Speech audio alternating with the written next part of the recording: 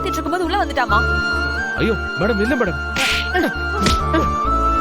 ஏண்டா மேடம், என்ன தைரியம்டா நான் உனக்கு? சொல்றது கேளுங்க மேடம். மேடம், என்ன தைரியம்?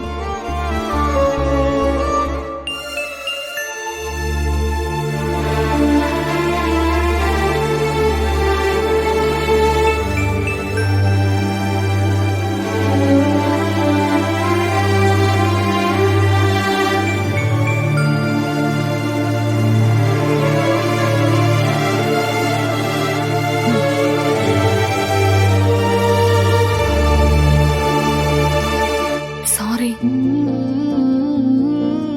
நீங்க எதுக்குங்க சாரி கேக்குறீங்க? நடந்த பிரச்சனைக்கும் எங்க அத்தையும் அண்ணியும் உன்னை தப்பா நினைச்சதுக்கும் சாரி.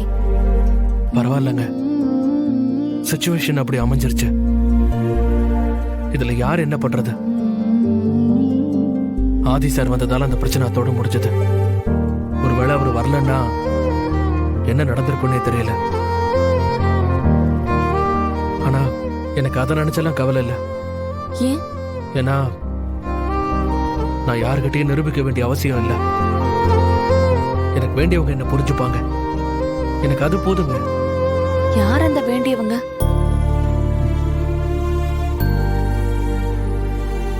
என் அக்கா. யார் என்ன புரிஞ்சுக்கிட்டாலும் புரிஞ்சுக்கலனாலும் என் அக்கா என்ன கண்டிப்பா புரிஞ்சுப்பாங்க. என் மேல அவங்களுக்கு அவ்வளவு நம்பிக்கை. அவங்களுக்காக இதை விட என்ன அவமானம் வந்தாலும் தாங்கிக்குவேன்.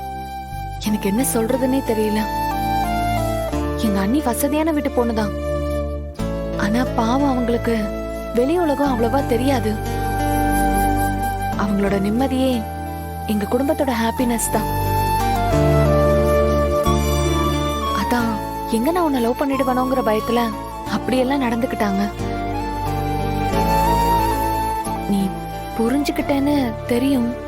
இருந்தாலும் என் மன திருப்திக்காக சொல்றேன்.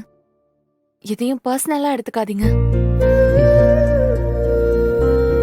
சரி, நீங்க சாப்பிடுங்க. அப்போ நீங்க யாரையாவது லவ் பண்ணா உங்க வீட்டுல பிரச்சனை தானா?